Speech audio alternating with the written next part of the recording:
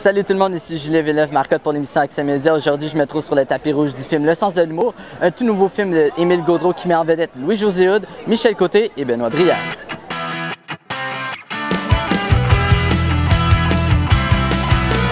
Très brièvement, c'est l'histoire de deux humoristes qui se foutent de la gueule de la mauvaise personne pendant un spectacle, qui sont kidnappés par cette personne-là. Puis en échange de leur vie, ils font une entente avec lui, ils vont lui enseigner l'art de la comédie. Et la personne accepte, et là, c'est ça un peu l'histoire du film. Tu me suis-tu, Serge, ou ça va aller, tu me suis? Alphonse, vous avez été formidable. Tout ça.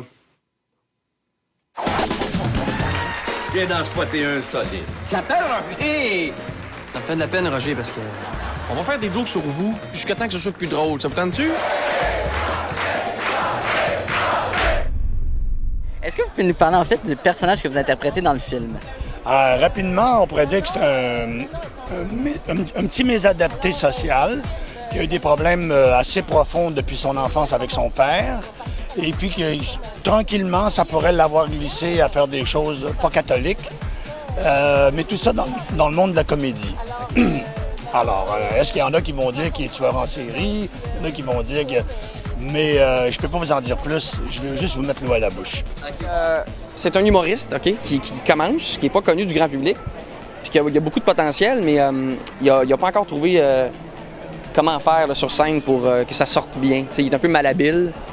Puis sinon, dans la vie de tous les jours, il est aussi un petit peu misanthrope, il est un petit peu... il n'aime pas beaucoup les gens, il est impatient, il a la mèche courte, comme on dit, et il n'aime particulièrement pas le personnage de Benoît Brière. Marco, un gars bonasse, un bon vivant, un gars trop généreux de sa personne. Et comme métier, il fait humoriste, mais une humoriste de série B. Tiens, un humour un peu gras, un peu premier degré, un peu lala. Mais il aime ça. Il aime ça passionnément et il vivote de ça parce qu'ils vont faire juste des petites salles paroissiales, tu sais. Alors, c'est la sœur du personnage de Louis-José Hood. Donc, qui va être à la recherche de son frère qui a disparu. Ce que je peux dire, c'est que c'est une fille intense. C'est tout ce que je peux dire. Colorée, disons. Ouais. On va t'enseigner comment être drôle. Tu vas être la vedette dans Au Pic. La vedette. La vedette. Dans Au Pic. Toi, tu vas rire.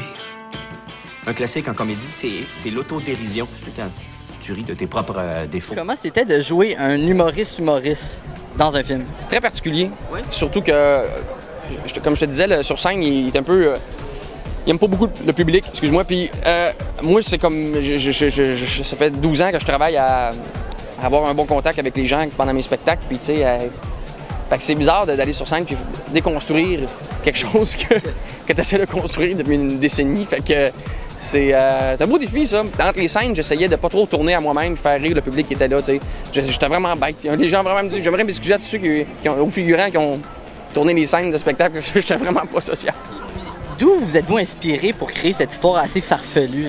C'est venu dans les... Moi, j'étais dans un groupe qui s'appelait le Groupe Sanguin quand j'étais jeune. C'était un groupe d'humoristes au Québec avec Daniel Turcotte, Marie-Lise Pilote, Dominique Lévesque. On a fait 1000 shows. Et ça, c'était quand j'avais 20 ans, début de ma vingtaine. Fait que j'ai fait de la tournée.